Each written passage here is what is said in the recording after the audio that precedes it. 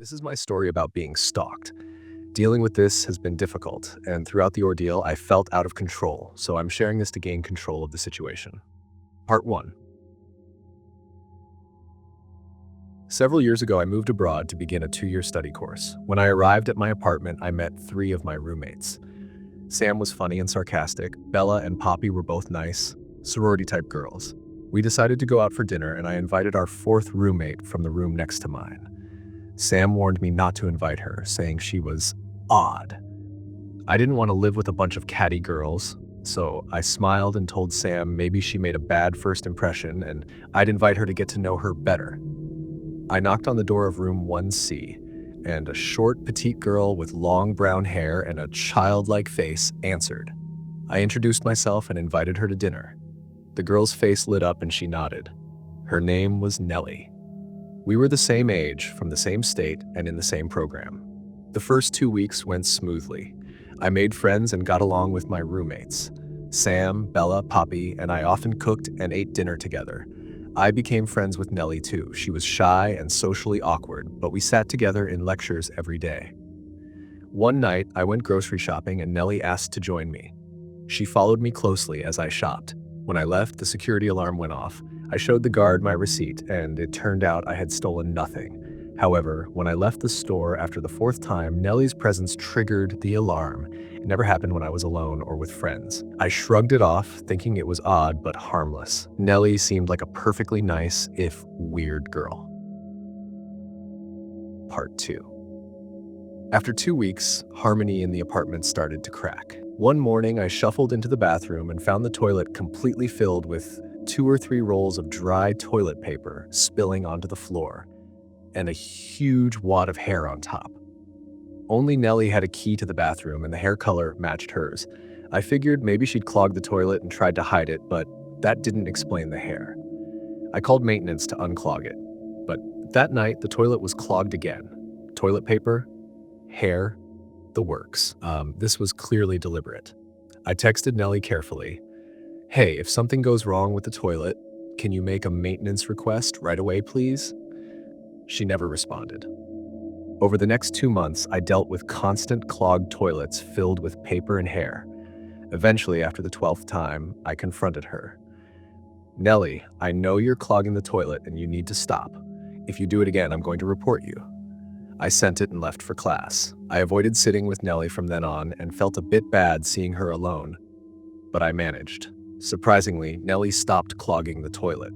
We even stayed friends for the holiday break. But in early December, I noticed a sickly, sweet, rotten yogurt-like smell coming from Nellie's room. I avoided dealing with it for 2 weeks until all our food in the fridge started to rot almost immediately. Bella, Sam, and Poppy complained about bugs and the smell. We smelled the hallway outside Nellie's room and confirmed it was her room reeking. Sam mentioned she had seen Nellie at 2 a.m. in the woods, skipping around like a possessed doll on her way home from a club. We confronted Nellie after the holidays. She claimed not to smell anything. I spent Christmas at a friend's house to escape the tension. On returning, I felt rested, but anxious. Part 3. January exams were online and easy. To my surprise, Nellie texted asking if I would cheat on her final exam with her. I politely declined. Then she asked if I'd go to lunch the next day. I had no plans, so I agreed. I spent a lot of time with her at lunch, but Nellie barely spoke. Eventually, to break the silence, I asked about her favorite show. She said she loved Sophia the First, a Disney show for toddlers. I was confused why a 20-something would watch that. Then I asked about hobbies. She giggled and said something creepy. I do this a lot. I listen to you through the walls. They're so thin, I barely put my ear against it. I hear you talk to your parents every day. I tried not to look horrified. She continued laughing. You're like a mother, but I'm an aunt and we're sisters together. I nodded weakly. Trying to change subject, I asked about her childhood in Sri Lanka, her birthplace. Suddenly, she slammed her fists on the table, sending my rice flying, and yelled that she was not from Sri Lanka, even though she'd said she was. I apologized, shocked she lied. Then Nellie burst out laughing. I have plans for us tonight. We'll go to the graveyard and walk around. You'll be scared, but I'll have fun with you. Her eyes widened unnaturally. I was frightened. I told her I'd invite the other roommates, but she insisted we go alone. I stammered a reluctant maybe. The rest of lunch was tense silence. When we returned to the apartment, I told my roommates goodbye and went to my room. I didn't sleep that night, too anxious. Part 4. The next day, I did laundry and shopping. Nellie followed me to the movies. I hadn't heard her enter the kitchen, but there she stood asking me to go with her. I declined, trying to dismiss her. About an hour later, I went to the bathroom and gagged at the sight. The bathroom walls, floor, door, sink and toilet were covered in smeared poop and blood with distinct handprints. I closed the door to avoid vomiting. I was shocked that Nellie had done this. I texted her furiously, "What you did is weird and disgusting. You need to clean it. I'm gonna report you." I pressed send. I had had enough. I felt gross and went to our shower room, only to find toilet paper stuffed in the drain and wads of toilet paper stuck on the walls. I was livid.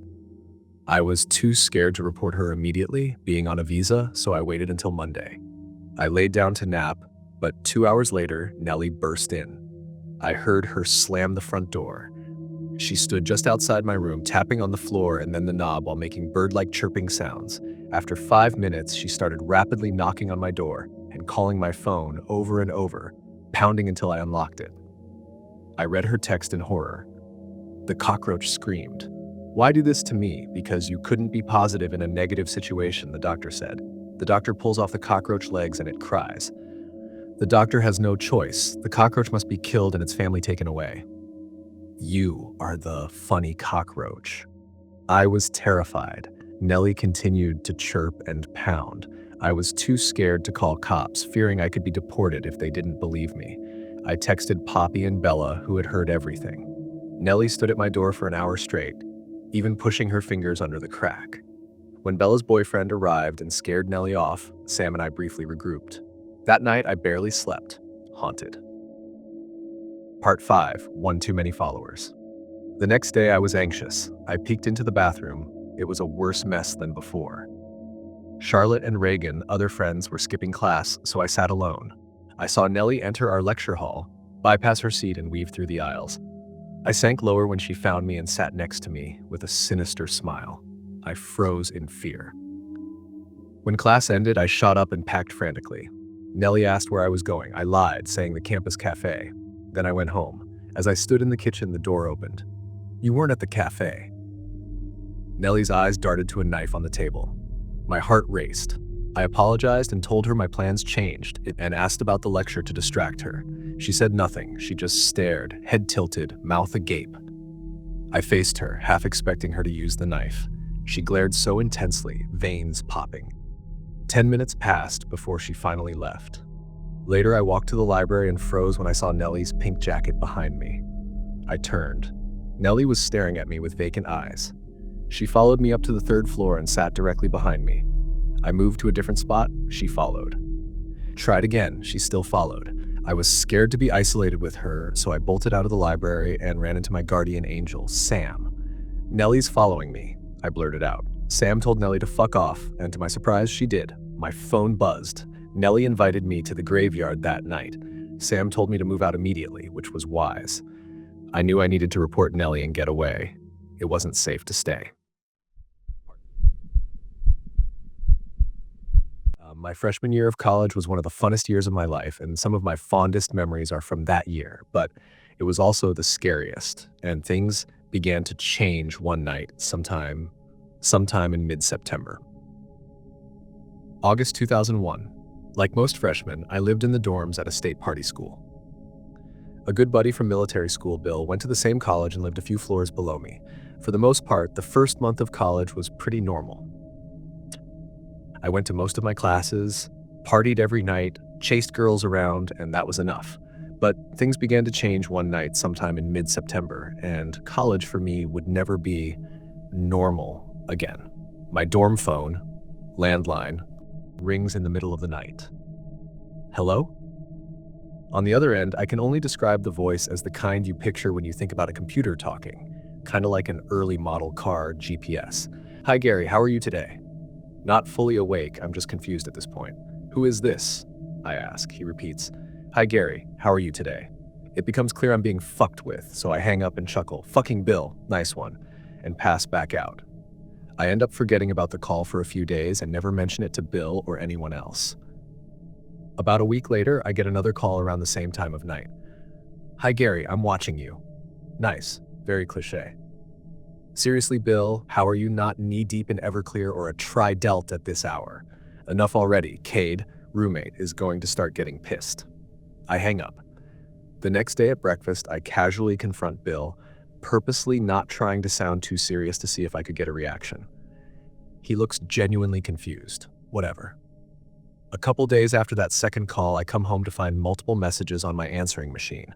I barely knew that thing even worked. Message 1. My machine cuts off first 1 to 2 seconds, meaning it's a bot set to play messages. "Hi Gary, I'm watching you." Message 2. "I thought I asked you to answer my calls, Gary." Message 3. "Where might Gary be on a Tuesday night?" Okay, one of my friends is clearly an asshole or bored enough to try really hard for a reaction. The next day, I play the messages for Cade, who was around during the calls. By the third message, he's a little spooked. I then walk down the hall to a couple other buddies' rooms and casually but immediately bring up the subject. Nada. Over the next couple days, I ask all my close friends but get 0 answers and 0 suspects. The calls start coming more frequently over the next few months, once a week, then every 2-3 days, up to every day by Christmas break. I don't say anything to my family at that point, although I really should have. What started out as a decent beginning of college turned into not showing up for any classes, any tests, nothing. I'm too busy answering to focus on a .67 GPA. Back to school after break, determined to become a new man. I tell Bill I'm going to get my shit together. First night back, I get my first spring semester call from CVG, computer voice guy. "How is your family in Cyprus, hometown suburb?" Okay, now this is fucking bullshit, man. What kind of assholes am I hanging with that can keep this prank going so long? I get the answer a few days later. None of them. Calls become threatening and downright dark. "I'm very interested, Gary, in being close to you." Weird sentence structure. "I have tools I can bring. It is going to all be over soon." One day I gather Bill and all my buddies to hear the messages. Laying it all out, the guys are in shock. Some of these calls get very specific. Details about my parents' address and the violence planned for me. "Cut open your esophagus, Gary, with a butter knife." All sorts of other threats sort of blurred together through hundreds upon hundreds of calls I got that year. A girlfriend of mine from high school named Layla, who went to a different school, had reconnected with me online.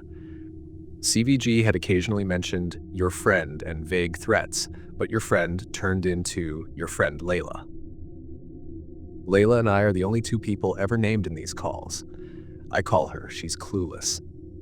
I know this background is long, but you'll understand why when I tell what happens next. One night, we're all partying and drinking at some hotel. My buddy Carl has a nice truck. We use it to get around, but he passed out drunk at the hotel after pounding a whole bottle of whatever. I'm not really drinking tonight and want to get back to my own bed. I snatch Carl's keys to drive back to campus, planning to pick the guys up in the morning. I'm not tip-top on directions, so I make an early turn and end up on a road I've never seen. Realizing it, I figure I can still get back to the highway that leads to campus. I'm finding myself in open fields, still paved road, but nothing around in the darkness. Around 3 a.m., there's a strange 4-way stop. I trudge along and eventually hit the familiar highway, home free. A few days later, CVG interrupts his usual depraved threats to mention that specific 4-way day and time I was on it, around 3 a.m., no one around. So now I realize CVG is obviously tracking my movements somehow. I later joined the military in intelligence and special ops, and to this day I still can't figure out how this dude knew I was in the middle of those fields at that time. I never mentioned it to anyone. By March, this rendezvous point had become CVG's focal point, and he kept reminding me of it. Calls were coming 10 to 15 a day. I finally get the message I've been waiting for. "We will meet in front of Coleman Hall at midnight, Wednesday, 27th of April, and we will take our friendship to the next level." I know what you're thinking. I had considered the possibility the stalker was female, after all, a scorned woman and all, but I started to rule that out based on how he spoke and his persona. I was convinced it was a mid-30s white male computer nerd. It didn't matter because on the night of 27th April, which was Layla's birthday, interestingly, I found out I was wrong. Everyone wants to be part of this juicy story. We gather, maybe 70 or 80 guys, in the dorm's common area, smoking cigarettes and talking about beating the shit out of whoever it was. I decide I'm going, but I'm scared as hell. I know I can fight, but this felt nothing like a street fight. This was a disturbed psychopath who dedicated almost a full year of his life to terrorizing me. So yeah, I'm nervous. I told my crew they'd have to stay inside the dorm doors while I walk out. Coleman Hall is adjacent to our dorm's girls' side, about 300 paces away. The witching hour arrives. I leave my crew at the door and start the longest couple hundred paces of my life. My friends watch me through the glass doors as I walk out to Coleman Hall's entrance. About 100 paces out, I observe two things. One, a faint movement in front of a patio walkway where the bright light is out. And two, the movement is exactly where the only light is blown. As soon as I realize someone is crouched behind one of the bushes on the patio, I see him turn and step toward me. Instinct hits. I've learned I usually fight minor threat, flee big threat, but for something like this, a face-on, I fight. Before I knew what I was doing, I'm in a dead sprint toward this motherfucker. My platoon bursts out behind me. Creepster sees what I can't yet, my friend's chasing after him.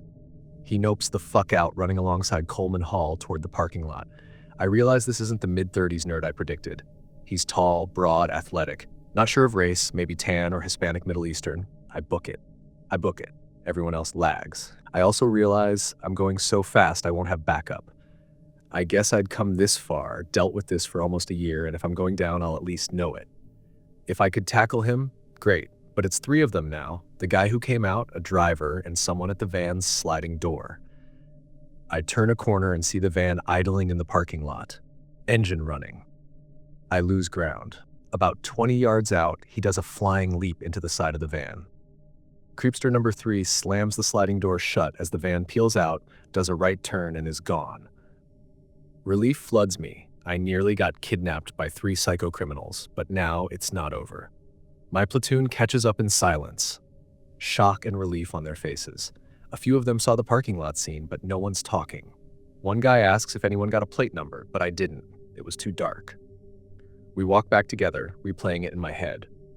As we near the original meeting spot, I see something that scares me more than anything so far. On the opposite pillar where Creeper was hiding, there's a video camera on a stand pointed right at the spot I'd have stood. It's still recording.